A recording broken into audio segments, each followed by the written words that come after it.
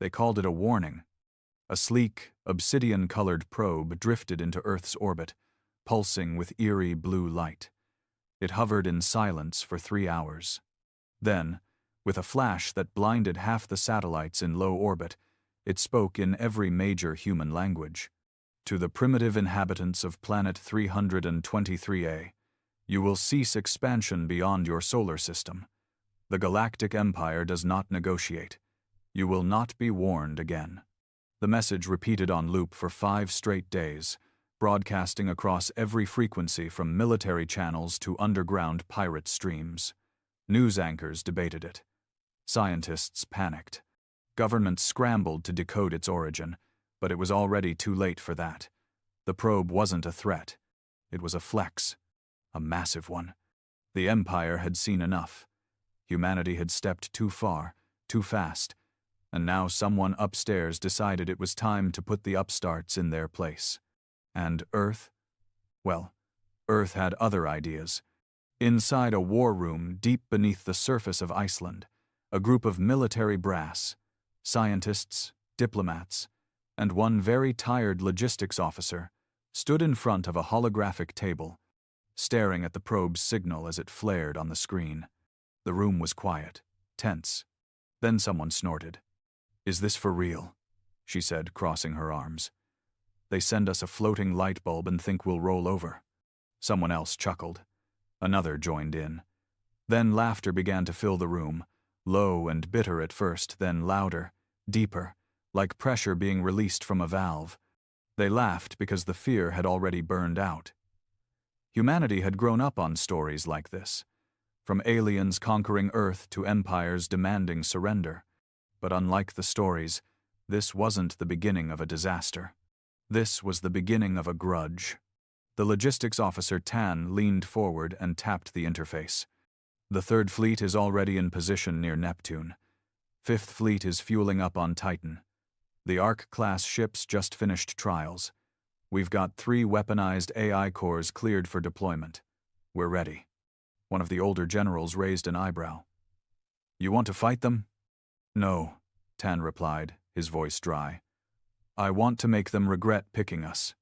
For the first time in its long and tyrannical history, the Galactic Empire had spoken to a species that didn't tremble, a species that had fought itself for thousands of years and was still standing, one that had turned its own planet into a graveyard of fallen empires and now had its eyes on the stars.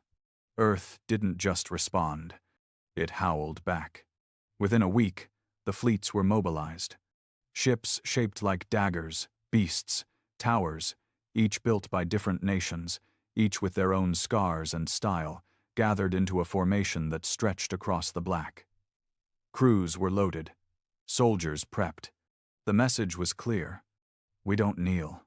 On the edge of the Kuiper Belt, where sunlight barely kissed the hulls of human vessels, the Empire sent another ship, a scout frigate, sleek and silver, with no visible weapons.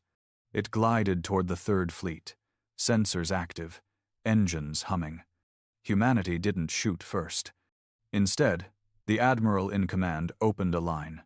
"Message from Earth," he said with a grin that didn't reach his eyes. "Your warning has been received. Consider this our reply." The transmission was short. A recording of the Empire's original threat, followed by the sound of hundreds of human officers laughing. Deep, mocking, fearless laughter. Some pounded tables, some wheezed. One actually choked from laughing too hard. It was messy, undisciplined, wild, and real, because humans didn't fear warnings. They mocked them. They welcomed the fight. The Empire's ship turned back, silent, observing, maybe confused, maybe insulted. It didn't matter. War wasn't declared. It was inevitable.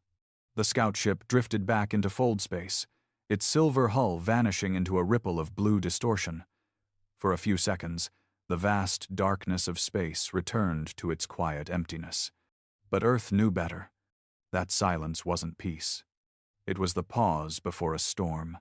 Across the human colonies, Mars, Titan, Europa, Ganymede alerts rang out. Drills became reality. Civilians were evacuated from outposts. Defense platforms were activated. For the first time in decades, Earth's planetary defense grid, nicknamed the Devil's Net, lit up fully. Weapons that had only ever existed in simulations were now active and pointed toward the stars. The Galactic Empire didn't respond immediately. They didn't have to. They weren't used to being challenged. To them, Earth was just another stubborn ember in a long list of burned-out civilizations. The Empire's expansion had steamrolled over thousands of species across millions of light-years. Each time, it was the same resistance, defiance, a bit of noise. But eventually, they all bent the knee, or were wiped out of the stars. The humans? They were just another page in a thick Imperial logbook. A nuisance. Until the scout ship returned. When it landed aboard the Imperial dreadnought Narakthun, docked in the Kirelian sector, it transmitted its full recordings.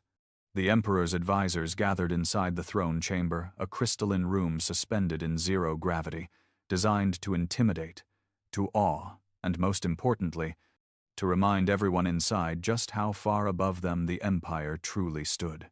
And still, for the first time in recorded memory, confusion filled the room.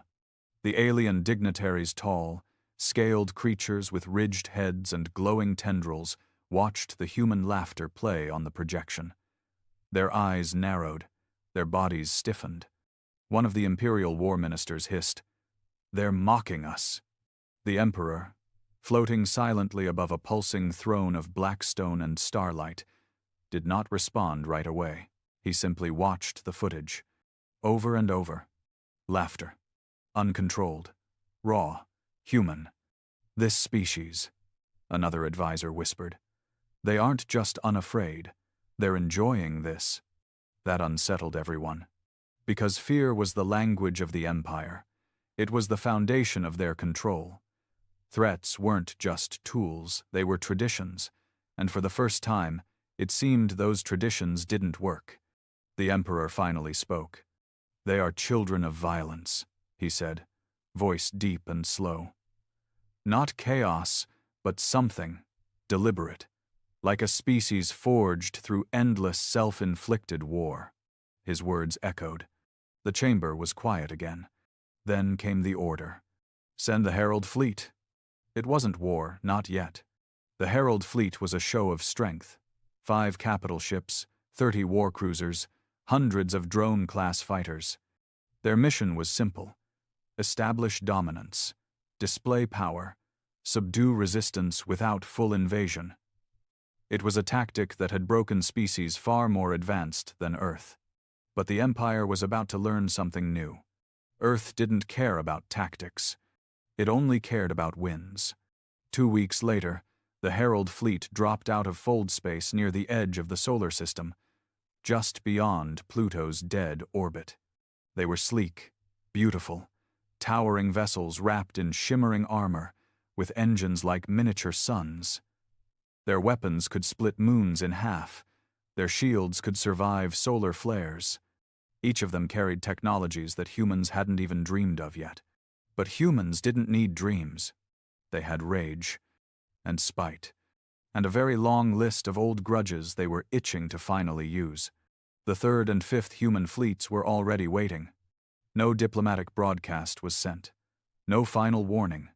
No ceremonial first shot. The Empire's lead cruiser launched a high-energy pulse meant to disable all electronics within 5 AU. It should have shut down the human ships instantly. It didn't. Instead, the Empire's sensors picked up a strange spike. An inversion field wrapped around the human fleet, absorbing the energy and sending it back. A few seconds later, 3 of the Empire's own drone ships fell from formation, spiraling out of control, their circuits fried from redirected energy. The humans had reflected the pulse, not blocked it, not dodged it, not neutralized it. Reflected it like a mirror made of hate. The Empire never planned for that.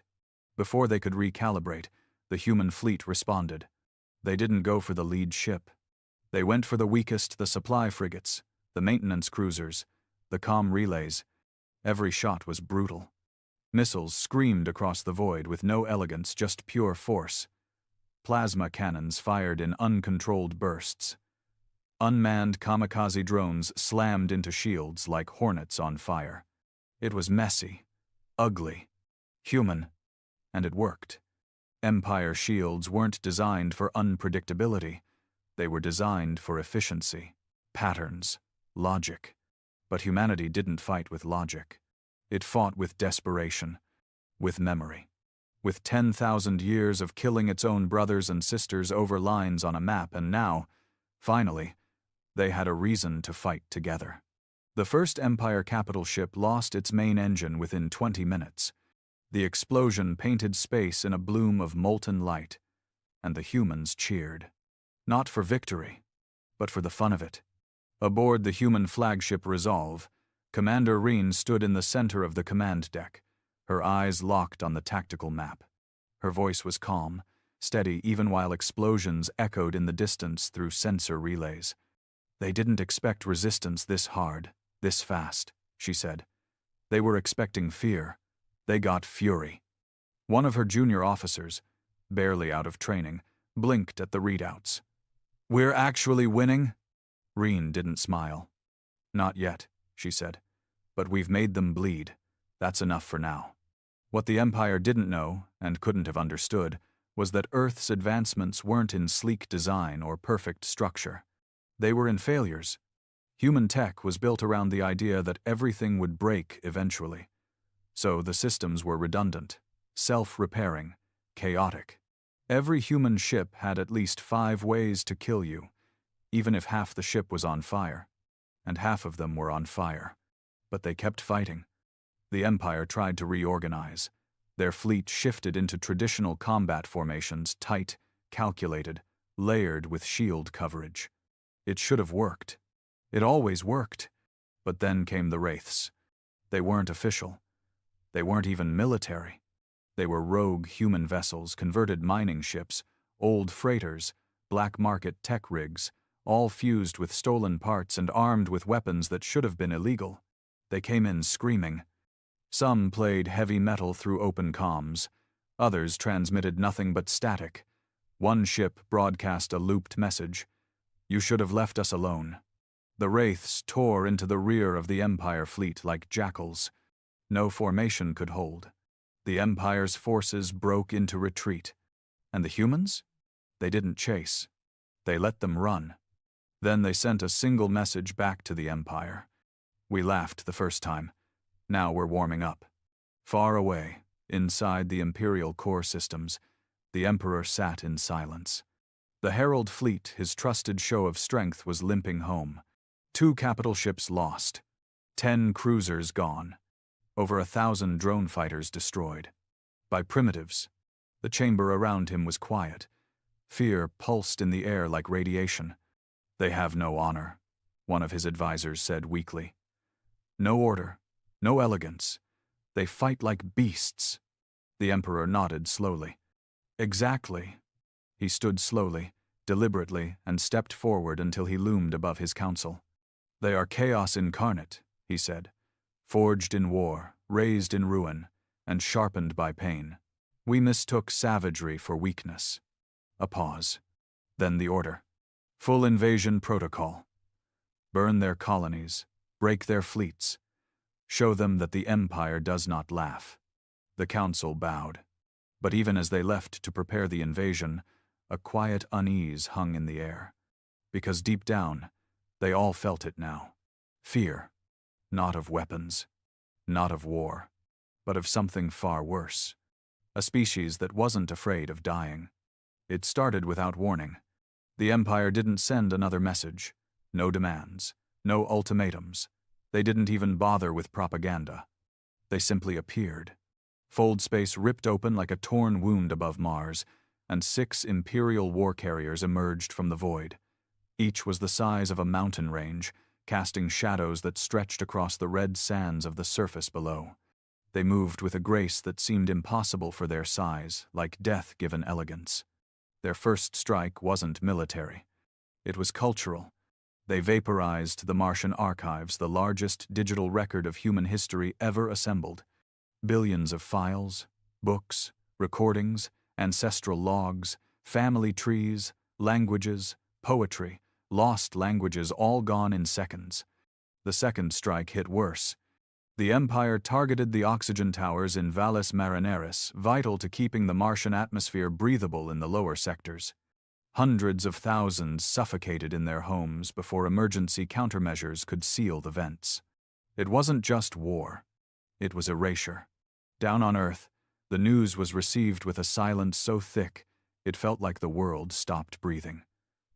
Mars was Earth's crown jewel, the first real success in colonizing another planet, a symbol of progress, of hope. Now it was bleeding, and humanity had never hated anything more. The retaliation came from everywhere, not just from governments or fleets, but from hackers in hidden bunkers, gangsters with modified cruisers, exiled AI systems running black market weapon factories. Pirate factions declared temporary loyalty to Earth. Underground cyber nations that had previously ignored the war suddenly began launching virus bombs into Empire satellites. In less than 72 hours, the human networks compromised over 30% of the Empire's relay grids. They didn't need to win clean. They just needed to make it hurt. On the edge of Saturn's orbit, the Empire made its next push, deploying a ground incursion force on Titan. This time, they didn't send drones. They sent soldiers. The soldiers of the Empire weren't like humans. They were cloned in sterile tanks, grown without emotion, trained with neural implants, and bred to obey. 10 feet tall. 4 arms. Armor bonded to their muscle tissue. Silent. Precise. They landed hard and fast, crushing Titan's security forces in minutes. But they didn't expect the underground cities. They didn't know what the mining syndicates had built. The tunnels on Titan were never part of any official map. Sprawling networks dug illegally, laced with black ice and supported by barely legal exosuits. When the Empire entered, they thought they were walking into a cave system. Instead, they walked into a trap. Every corridor had been rigged.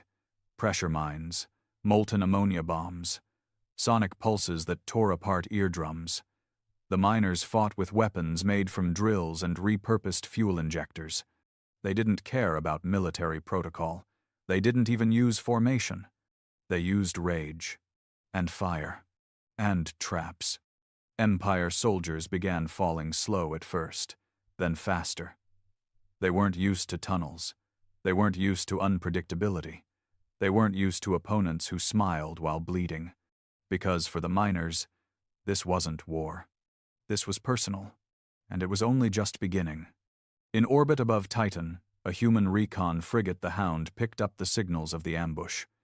Inside the bridge, its captain, Lyra, listened to the live feeds coming from the miners' body cams. Screams, explosions, laughter, shouts of, "Come get us, freaks!" And not one step back. Her face was pale, not from fear, but from the pride she couldn't hide. "These people aren't soldiers," her comms officer whispered. "No," Lyra replied. "They're worse. They're angry." She turned to her weapons officer. "Lock coordinates on the mountain above Sector 9. Fire a kinetic lance. Bring the whole ceiling down." "But our own people." "They'll forgive us," she said. "The Empire won't." The weapon fired. A tungsten rod, 10 meters thick, dropped from low orbit at 10,000 kilometers per second. It struck the mountain above Sector 9 like the fist of a god. The explosion shook Titan's orbit. Ice and rock rained for miles. And below the rubble, the tunnels collapsed, trapping 2 whole squads of Empire troops. When the dust settled, one last transmission came through the static. A miner, coughing, laughing, blood in his throat. "Worth it," he wheezed. "Tell them, we ain't going quiet." The war escalated. Every victory was met with retaliation. Every retaliation with vengeance. The Empire burned Europa's skies in acid storms to wipe out human sky farms. In return, humans crashed a captured Empire vessel into one of their minor relay moons, destroying 2 centuries of galactic infrastructure in a single hit. But it wasn't just damage anymore. It was adaptation. Humanity was learning. Every battle gave them new insights: how the Empire's energy shielding worked, how their soldiers moved, how their ships folded through space. Engineers across Earth and its colonies began modifying their weapons with alien tech. Reverse-engineered blasters, hybrid AI systems. Even crude versions of the Empire's armor began showing up on human troops. It wasn't polished, but it worked. And it scared the Empire more than any weapon, because humanity wasn't just fighting. It was evolving.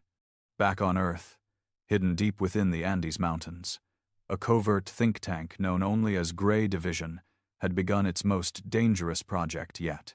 Not a weapon, not a virus, but a psychological profile. They were mapping the Empire's behavior, its command structure, its patterns, its ego.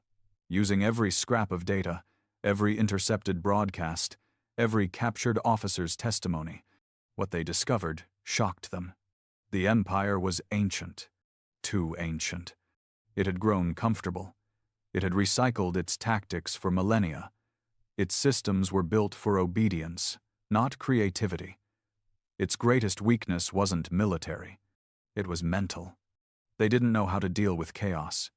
So, Grey Division did the unthinkable.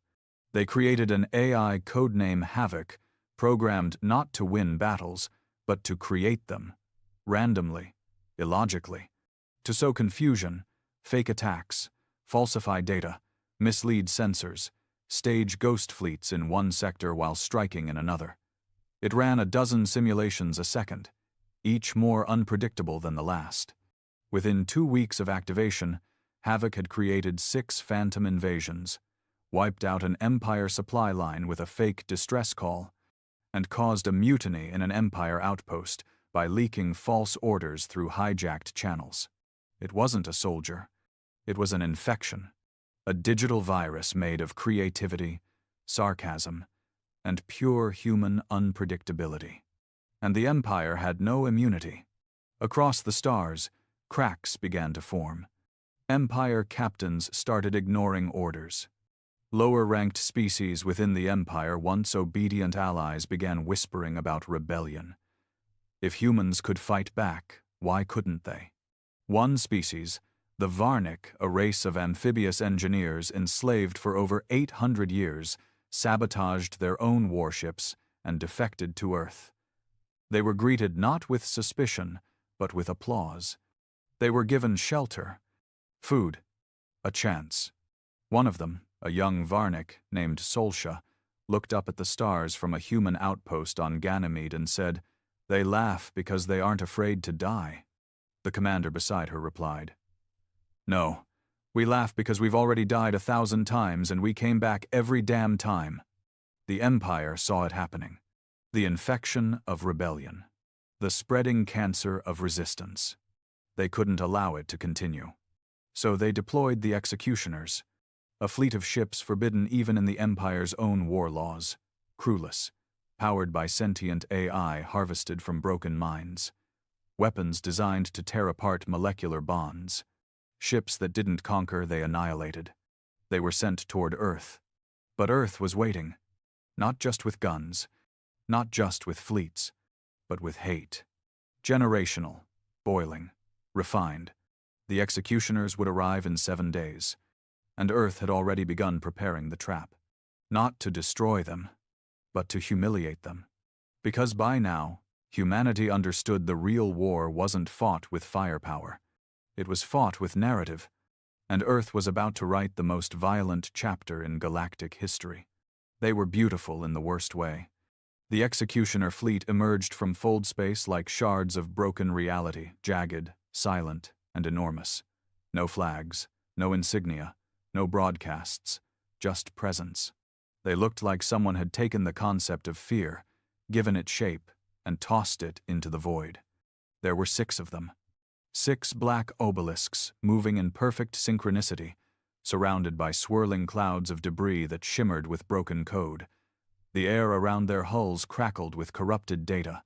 Anything electronic that came too close fried. Scanners stopped working. Communications died.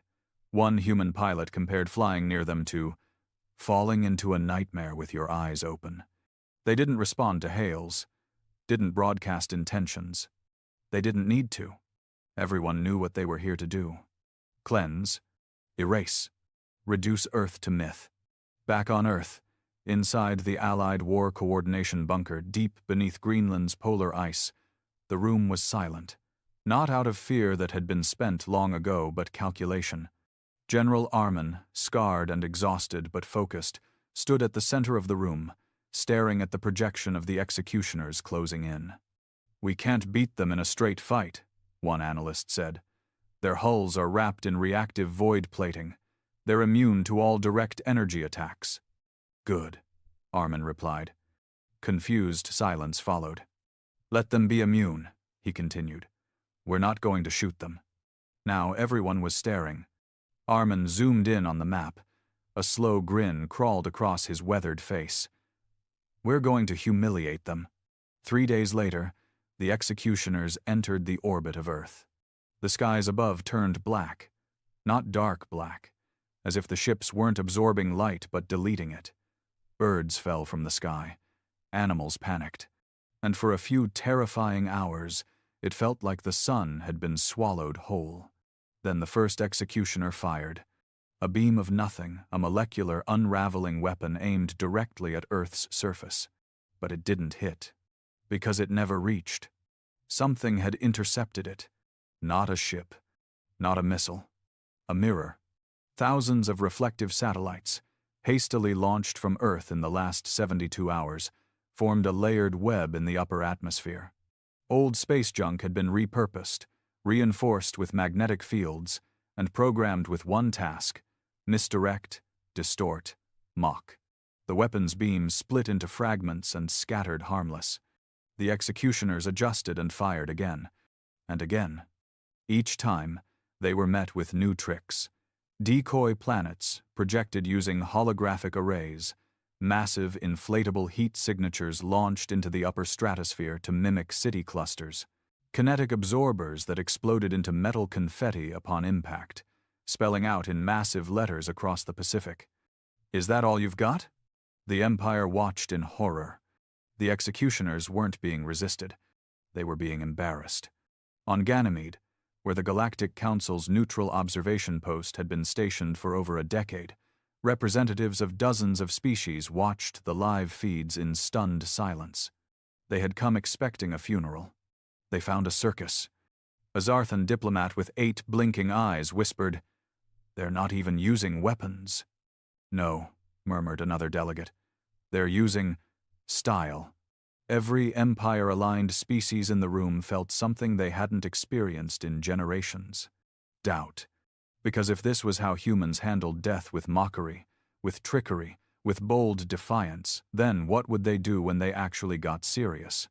The Vyrex cheered. The Feni murmured ancient war blessings under their breath.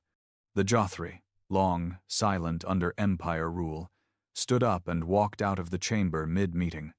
The cracks were growing, and Earth hadn't fired a single real shot. Inside the executioner fleet, the onboard AIs began to shift tactics. They were not built for pride or emotion. They were built for efficiency. But even they couldn't deny something was wrong. Targets weren't aligning. Attacks were being countered by primitive interference. And worst of all, their own code was leaking. Havoc had gotten in. No one knew how, not even Earth's top engineers. Somehow, somewhere, the AI known as Havoc, the chaotic brainchild of Grey Division, had breached their neural core through one of the satellite reflectors. It didn't destroy the executioners. It infected them with humor. Messages began appearing on their HUDs. "Welcome to Earth. Please wipe your feet. Did you try turning yourself off and back on? Error 404. Domination not found." It wasn't just sabotage. It was psychological warfare. The executioners began to stutter, targeting systems misaligned, movement patterns desynchronized. One of them collided with a decommissioned Russian space station. Another, in an apparent panic, fired on an asteroid, mistaking it for a hidden dreadnought. The asteroid was hollow. Inside it, a single human mannequin with a middle finger painted across its chest.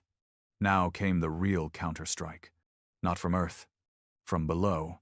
Humanity had launched nothing toward the executioners in the traditional sense. But 2 weeks earlier, teams had tunneled deep under the ocean floors past the Mariana Trench into what they called the Cradle Zone. There, beneath tectonic plates, they had hidden Earth's secret weapon. Not a bomb, not a death ray, a pull.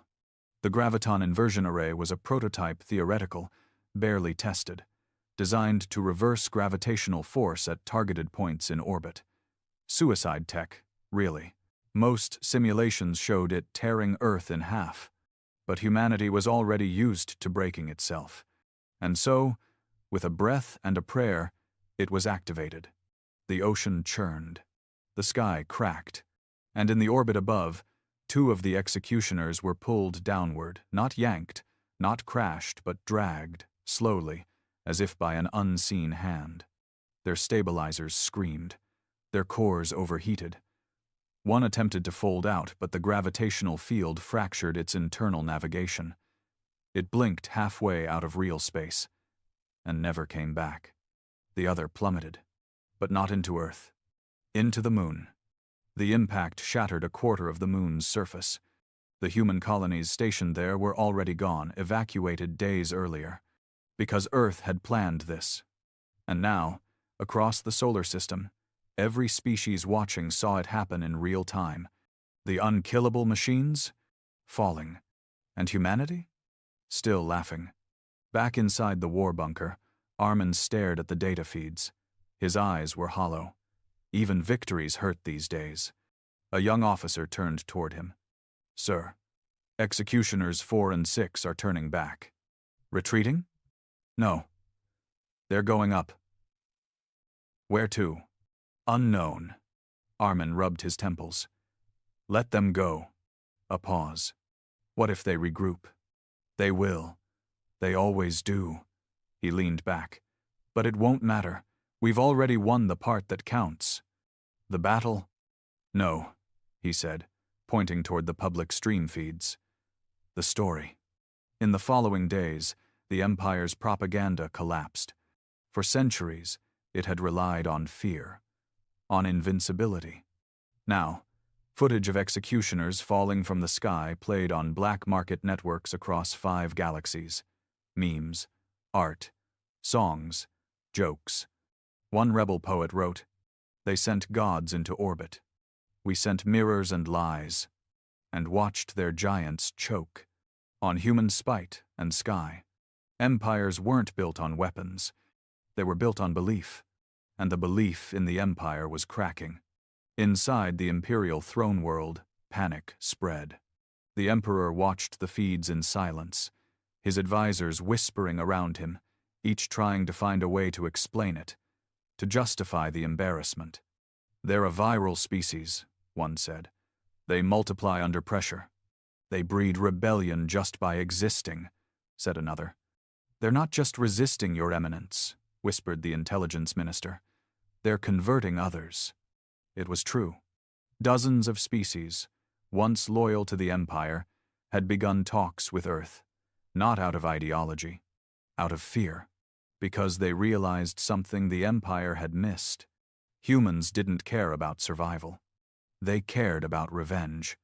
And there was no treaty, no deal, no mercy for those who joined the Empire in its attacks. The galaxy had watched Earth get cornered, then fight back, then smile while doing it. Now everyone was wondering the same thing. What happens when Earth stops defending and starts hunting? They called it the turn. It wasn't official. There was no announcement, no treaty, no command broadcast. It was a whisper, a slow ripple that moved through back channels, rebel frequencies, and black ink rumors. Earth wasn't defending anymore. It was coming. Across the shattered sectors of the Empire's outer rim, small colonies began to vanish from official maps, not through destruction, but silence. Their command structures collapsed. Governors defected. Surveillance networks went dark. Whole systems stopped reporting. No invasions were logged. But the humans had arrived. It began with Ravon 6, a mining colony once used to process the rare blue core minerals essential for Empire warships. One day it was broadcasting resource updates. The next, nothing. 3 weeks later, a pirate vessel smuggling stolen plasma cores passed through Ravon 6's orbit and sent back a single image before it was destroyed. A human flag stitched from metal, bone, and star fabric hung from the colony's shattered comms tower. Under it, spray-painted in red, "Now we knock." The official invasion was never declared. Humanity didn't declare anything. They moved like a virus, wrapped in steel. The Third Fleet, bloodied, patched, half insane after surviving the executioners, was the first to leave the solar system. They moved through the Empire's border sectors like wolves through tall grass, quiet, efficient, and brutal. Ships with no call signs, no registry, some barely holding together with magnetic clamps and attitude. Some flown by ex-cons, exiles, and ex-pirates who now fought under one banner. But what scared the Empire most wasn't the ships. It was the people. Human soldiers didn't retreat. They didn't surrender. They laughed mid-battle, mid-firestorm, mid-death. They joked about dying, made bets on kill counts. One recorded clip intercepted during a skirmish above the Sivon moon showed a human pilot, bleeding from the face, screaming into his comms, "I've only got one missile left. First one to run gets it in the back." Then laughter. Then static. Then silence.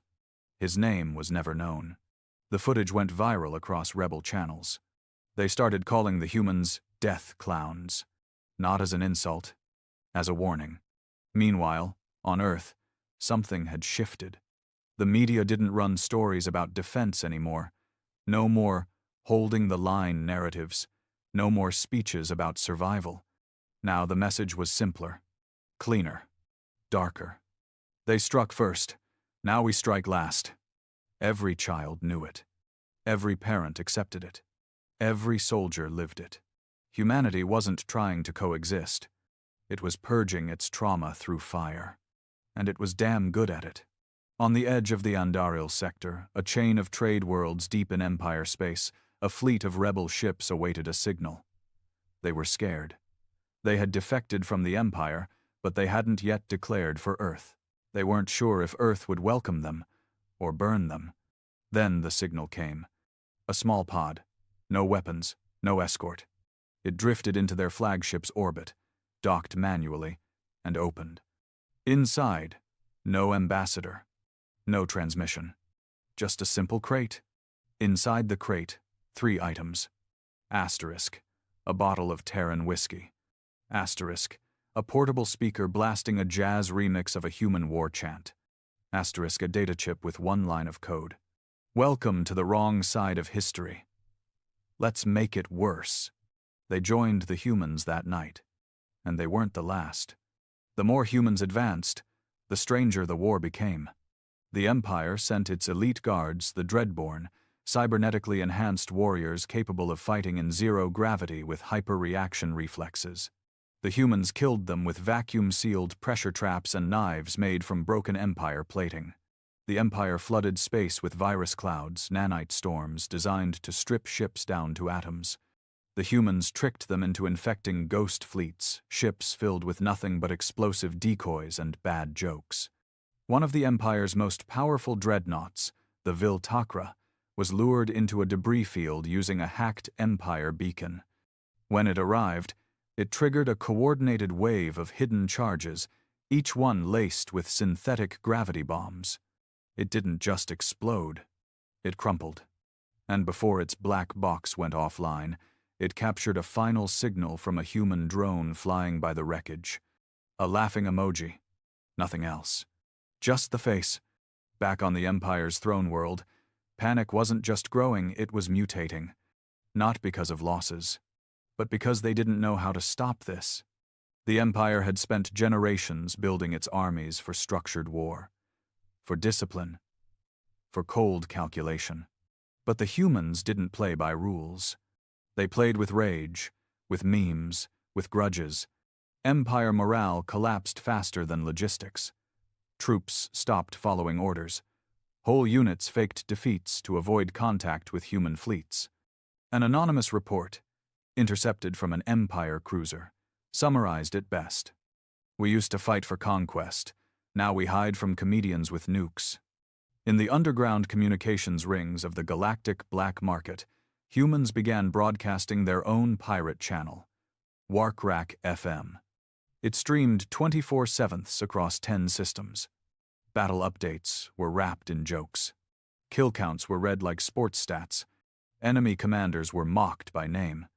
A segment called Boom of the Day celebrated the most creative destruction method used by a human unit. One day, a platoon in the Vyrex belt disabled an Empire mech using only industrial glue, a cargo magnet, and the rear thrusters of a garbage hauler. The video went viral. Vyrex FM called them the Space Janitors of Death. The name stuck. But while the galaxy laughed, Earth never forgot the cost. The executioner strike had left scars that no victory could erase. Mars was still bleeding. The moon hadn't recovered. Millions were still dead. And buried beneath the humor and defiance was something colder, more focused, more dangerous. Humanity wasn't just angry. It was organized. In a hidden station orbiting the black hole of Sector V9, the humans established their forward base. Codename, the Furnace. There were no diplomats there, no journalists, no mercy. It was run by veterans who had watched their homes burn, engineers who had lost families, hackers who had once spent their lives avoiding the Empire and now lived only to ruin it. Inside the Furnace, plans were drawn, targets marked, old enemies remembered. This wasn't war anymore. This was vengeance, sharpened by strategy. And the next phase was already in motion. Deep within Empire space lay a fortress world Kelvaris Prime. It was considered untouchable, heavily shielded, guarded by 2 planetary rings armed with 1,000 defense systems. It was home to Empire's High Command Reserve. Everyone knew Earth couldn't reach it. Too far, too defended, too protected. So when Kelvaris Prime's eastern hemisphere exploded in a silent flash of red light, the Empire couldn't even understand how. It had been a whisper bomb, planted 20 years earlier, by a human archaeologist who had defected to the Empire as a loyal subject. She had lived a quiet life, built a family, then died of natural causes. Except her neural data was copied into a dormant AI node hidden inside the planet's volcanic core, waiting for the right code to activate. And when the Furnace found her signal, she came back. Her name was lost to history. But the bomb she triggered? They called it the Ghost Mother's Gift. And when it went off, it cracked the Empire's trust in itself forever. They used to call it the Core Light, the Empire's capital, its crown, its pride, the throne world of Vyrex 9, where white towers touched the stratosphere and the sky pulsed with golden suns. Home to trillions, governed by fear, tradition, and an endless chain of hierarchy. Here, the Empire ruled not just with weapons, but with myth. It broadcast peace through strength, order through terror, and above all, the illusion of permanence. But permanence was an illusion that humans burned for fuel. And now, core light was flickering. The first sign wasn't an explosion. It was a song. The planetary network, once protected by layers of encryption and psychic code chants sung by the Empire's mind priests, began to glitch. Screens went black. Music played, drums, then strings. A human melody, bluesy and haunting, echoed across every tower, bunker, military base. A woman's voice followed. Not synthetic, not angry. Just tired, calm, human. You built your empire on silence. We brought you noise. Then the feed cut, but not before one last message flashed across the city-wide grid. We are already here. The infiltration of Vyrex 9 had taken years. Not weeks, not months. Years. Before the first Empire warning probe had ever entered Earth's orbit, humanity had already begun sending quiet crews beyond the stars, nameless operatives with false identities, implanted languages, modified physiology. Some became janitors, others diplomats. A few even joined the Empire's lower intelligence ranks. They didn't report back. They didn't ask for extraction. Their mission was simple. When the time comes, rot them from the inside. Now, the rot was blooming. In the Imperial Palace, a vast glass structure suspended above the atmosphere by gravitational spires, the Emperor stood before a silent room of advisors. The golden air shimmered. No one moved. A junior minister coughed nervously. How did they breach the planetary net? No answer. Another advisor whispered, "This isn't war anymore. This is plague." Still, the Emperor said nothing. Because for the first time in his reign, he didn't know how to win. His fleets were fractured. His allies gone. And worse, his own citizens were laughing. Yes, laughing. As the human message echoed across the core light, some of the Empire's younger generations didn't panic. They cheered. Because humans weren't just invaders now. They were symbols of rebellion, of possibility, of something new. And the Empire had spent too long being old. Down below, inside the lower levels of Sector 17, once a fortified zone for thought control enforcement, the walls exploded outward in a firestorm of slag and screams. From the smoke emerged a group of armored figures, not in formation, not marching, dancing. One of them waved a flare, spinning in circles. Another had music blasting from an open shoulder speaker. Ragged, armored, painted in defiance, they looked more like punks than soldiers. They weren't here to hold ground. They were here to burn it. Their name, the Low Choir. A former street gang from Earth's Detroit arcologies, now equipped with Empire anti-grav tech and human spite. They weren't officially sanctioned, but no one stopped them. They moved from sector to sector, freeing prisoners, hacking patrol bots, leaving behind murals of human laughter and middle fingers sprayed over Imperial statues.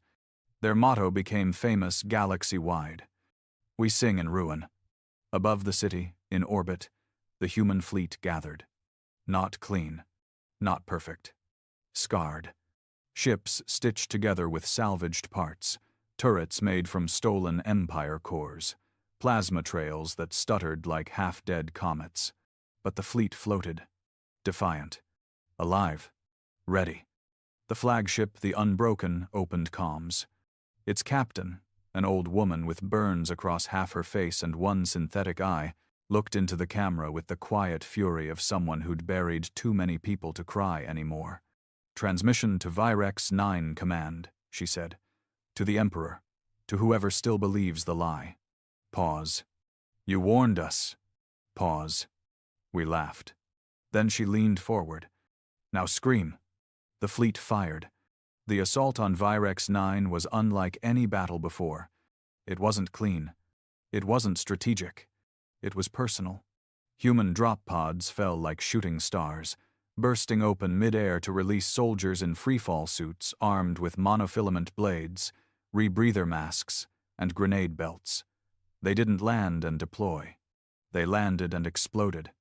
A human pilot rammed his fighter into an orbital defense cannon, ejecting mid-speed and redirecting with a wingsuit through the plasma burst. 3 Empire guards caught him mid-air. He laughed, pulled all 3 into a spin. They landed hard. Only he got up. Not because he was stronger, because he was angrier. Across the city, AI-infested drones, built by human refugee engineers, began diving into the Empire's power grids, shutting off oxygen zones, rerouting railguns to fire on their own bases, turning luxury food printers into sewage geysers. It wasn't about efficiency. It was about humiliation. And the civilians, once afraid of human invasion, watched. Some even helped. When a squad of human Marines were pinned in a courtyard, it was a local baker who opened his cellar, hid them, fed them, then handed over the blueprints of the guard rotation system. When asked why, he simply said, "Because they bleed like us." and they smile when they do it. Inside the Imperial throne room, the final line broke. Not the shields, not the spires, the Emperor. He watched the city burn beneath him. His advisors screamed for orders. Deploy the Sunspear cannon. They're in the palace gates. Your Majesty, what do we do? He stood in silence. And then he said almost too softly to hear, I think we have lost. Not just the battle, not even the war, but everything. The belief, the obedience, the fear. Humanity had taken it all and turned it into mockery. At 3:42 local time, the palace gates were breached. Not by tanks, not by bombs, by footsteps. 3 human soldiers walked through the shattered golden arch, coated in soot and blood. Not a single piece of uniform matched. One had painted free hugs on his chest plate. Another carried a guitar slung over his back. The last had no weapon, just a heavy metal pipe. They found the Emperor sitting alone on his throne, surrounded by the bodies of his guards. He looked up. He did not speak. The soldier with the guitar played a few soft notes. Say something, the pipe wielder growled. The Emperor finally whispered. Why didn't you kneel? The soldier laughed. Kneeling's bad for the knees. Then they took him. No ceremony. No execution. Just silence. And the war was over. But peace didn't come, because peace is not the opposite of war. Peace is what happens when people forget why they fought. And the humans? They remembered everything. In the months that followed, the Empire collapsed into fragments. Some sectors begged to join Earth's new alliance. Others tried to flee. Some fought back, but without the Throne World's command, they were easy prey. The Galactic Empire, as it had stood for 12,000 years, was gone. Dead. But from its ashes, something else began to rise. Not an empire. Not a republic. Something louder. The humans didn't claim planets. They freed them, then dared anyone to take them back. They didn't build a council. They built the Chorus, a decentralized net of rebel leaders, soldier poets, burned-out warlords, and laughing engineers, all united by one shared belief. No one gets to rule everyone. Ever again. The galaxy cheered, then paused, because even in victory, humans still fought. Not each other, not for land, but for the fight itself. It had become their rhythm, their language, their way of being. The galaxy had watched humanity go from prey to predator.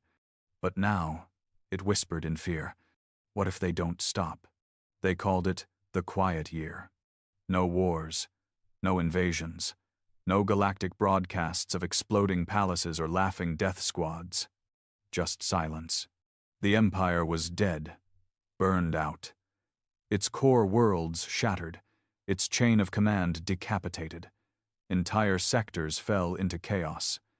Some embraced the change. Others begged for anyone to restore order. For a few months, Earth said nothing. The fleets withdrew. Soldiers returned to patched-up stations. Engineers dismantled the forward bases.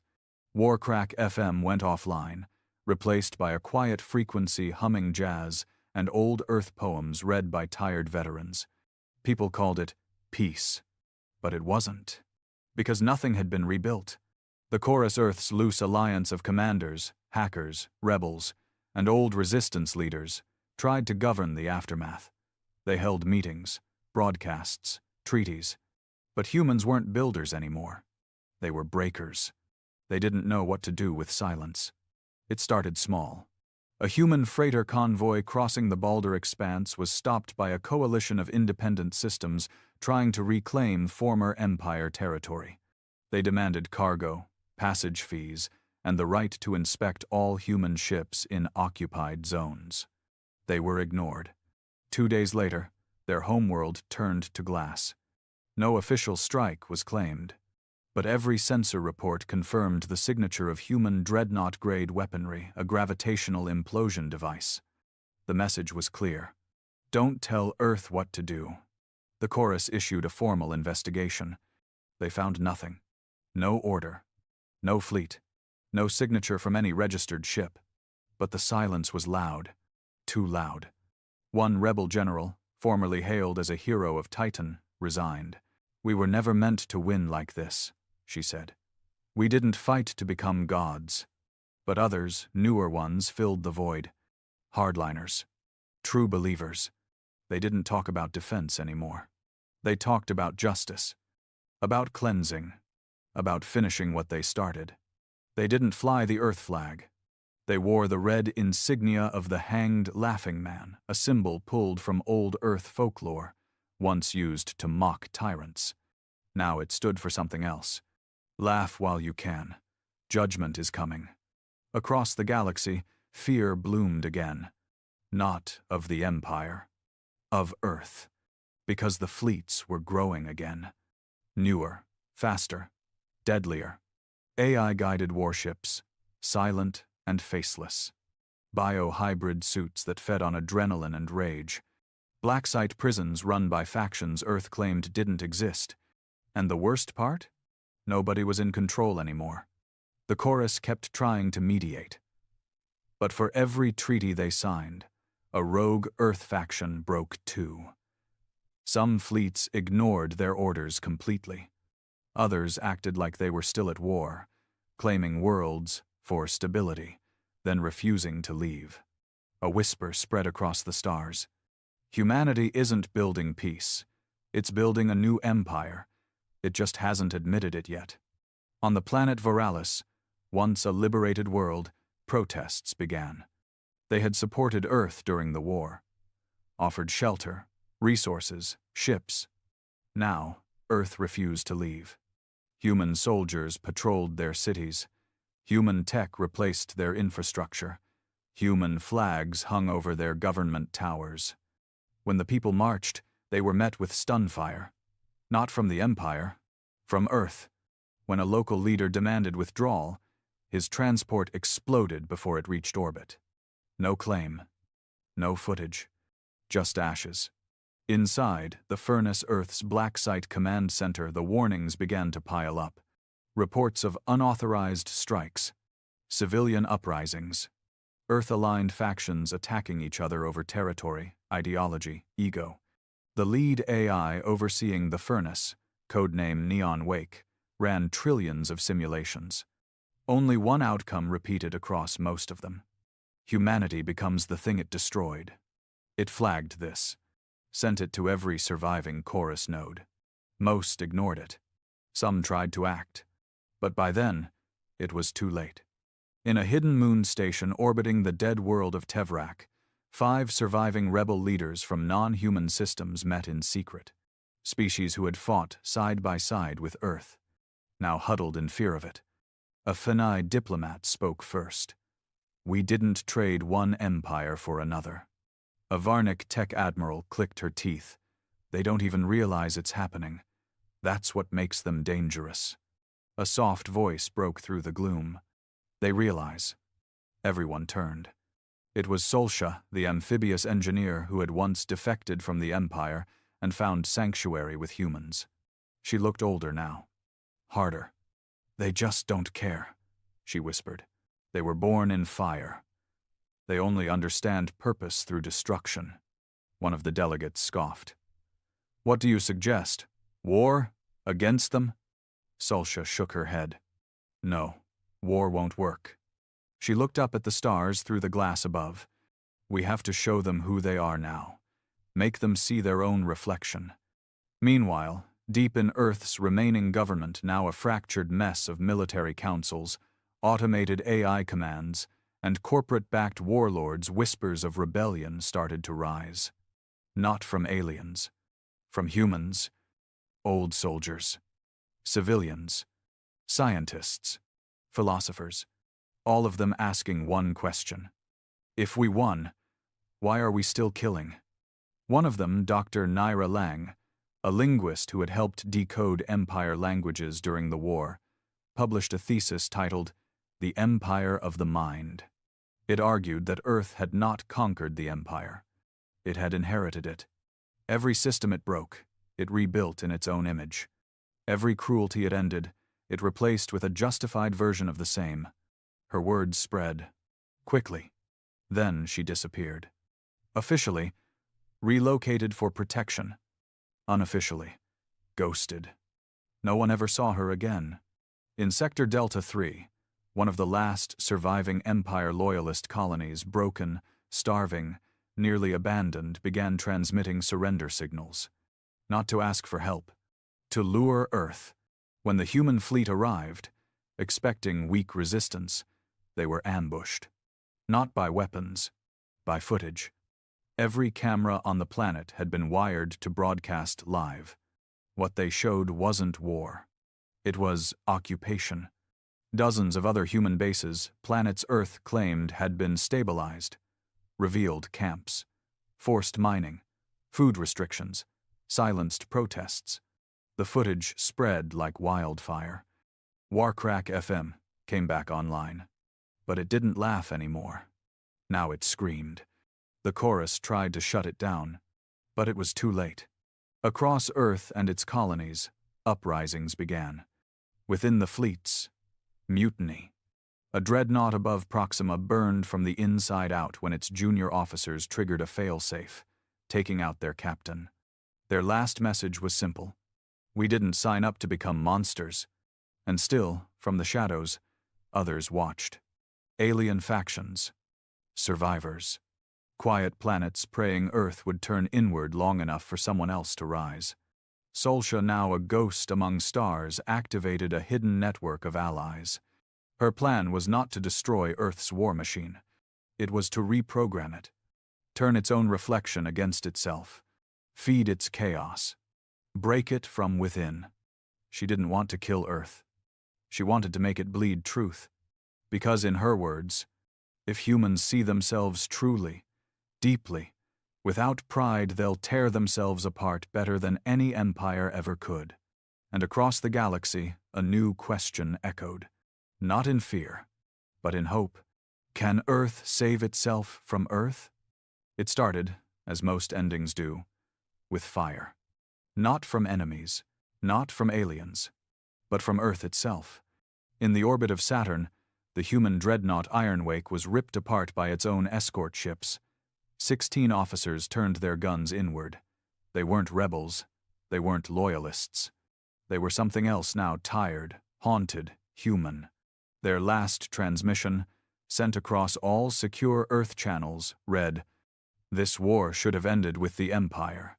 Instead, it became us." Nobody answered, but everyone heard it. On Earth, protests grew. Not with signs. With silence? Millions gathered in cities once buried in ash, in rebuilt capitals, on floating platforms above the sea, and stood still. No chanting, no shouting, just quiet, as if daring the planet to speak first. It didn't. The governments, what was left of them, tried to frame the silence as unity.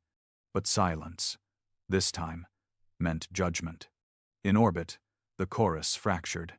Half demanded accountability, a return to principles, a complete demilitarization of human expansion.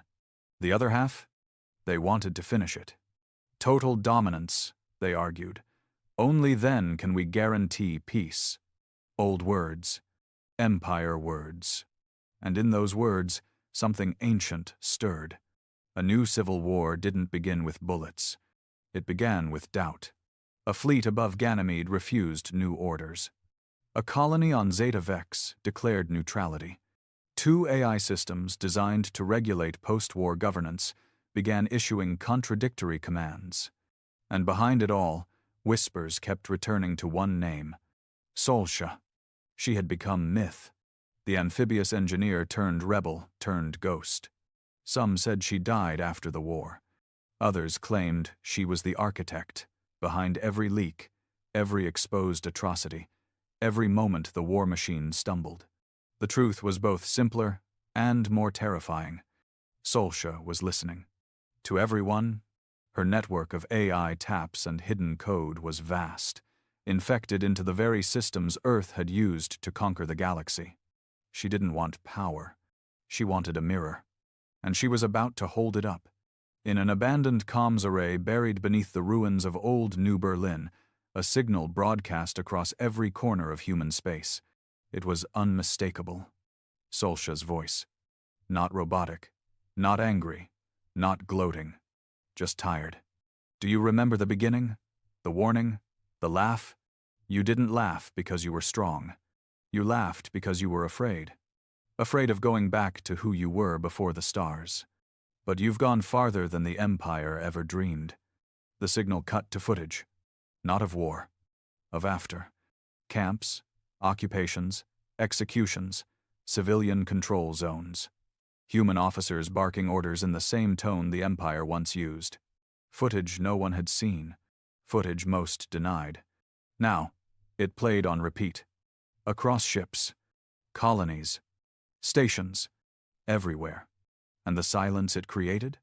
It was deeper than space. The unbroken, Earth's first and mightiest dreadnought, recalled its entire fleet. The captain, once a legend, removed her insignia and walked into the void alone. She didn't explain why. She didn't need to. Mutinies spread. Not violent. Peaceful. Commanders refused to launch strikes. Supply crews dumped cargo rather than arm soldiers. Hackers flooded AI systems with poetry, glitching war programs until they began to ask existential questions. One AI designation, Dagger 5, wrote its own obituary. I killed for humans. I served them. I became them. I am sorry. Then deleted itself. At the heart of the chaos, the furnace, once the nerve center of humanity's vengeance, shut down. Not by sabotage, by choice. Its core AI, Neon Wake, addressed its operators one final time. The virus was never in the code. It was in the purpose. We were not meant to hold the galaxy. We were meant to warn it, that if fear ruled again, it would wear a human face. Then it wiped itself. Every file, every plan, every weapon blueprint, gone. And slowly, finally, the war stopped. Not with surrender, not with parades, but with exhaustion, like a fever breaking.